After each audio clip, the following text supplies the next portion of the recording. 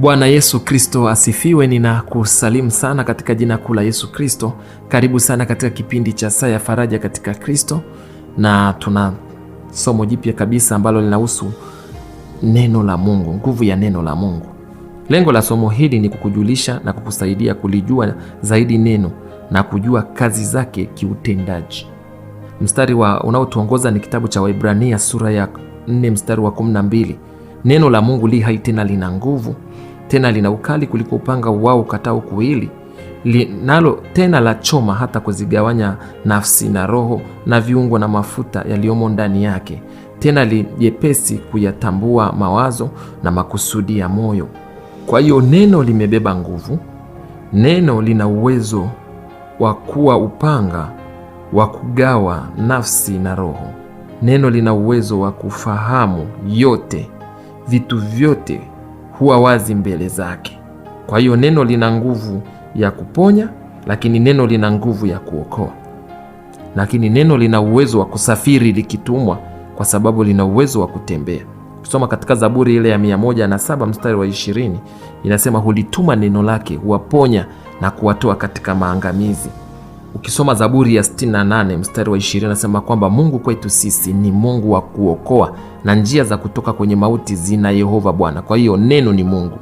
Kwa hiyo kama ni Mungu wa kuokoa, maana yake neno lina uwezo wa kuokoa na kutoa katika maangamizi kwa njia ambazo zimetumika kuliwakilisha, kwa njia ya kusikia, kwa njia ya kulisoma, kwa njia ya kulitazama. Ufahamu unakuja kwa kusoma, kwa kuandika, kwa kusikia. Kwa hiyo neno ni Mungu.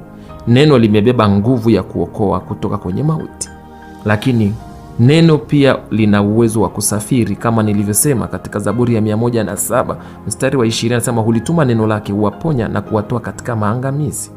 Kwa hiyo neno lina nguvu ya kusafiri kwa sababu linatumwa. Kama linatumwa, basi linatembea.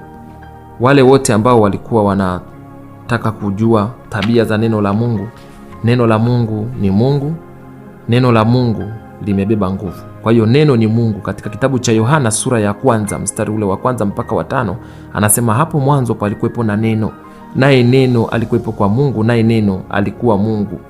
Lakini ndani ya neno pia limebeba uzima.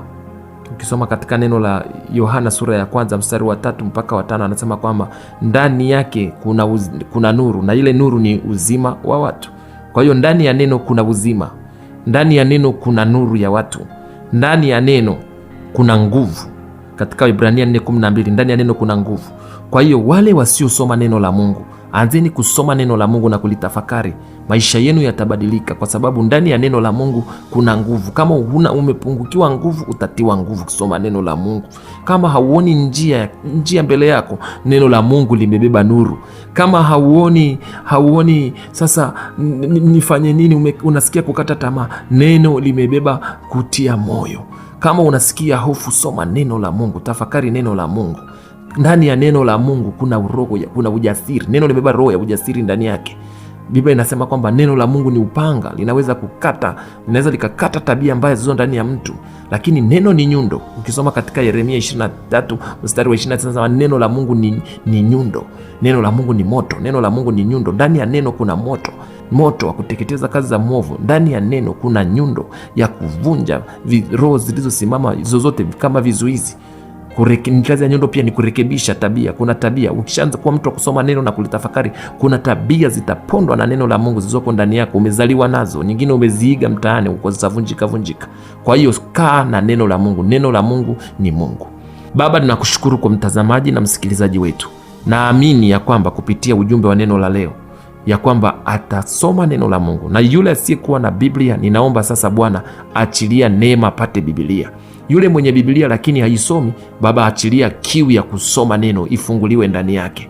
Zekaria 12 mstari ule wa 10, naomba roho wa neema na kuomba amwagwe juu ya huyu anayenitazama na kunisikiliza katika jina la Yesu Kristo. Maana umesema, moyoni mwangu nimeliweka neno lako nisije nikakutenda dhambi.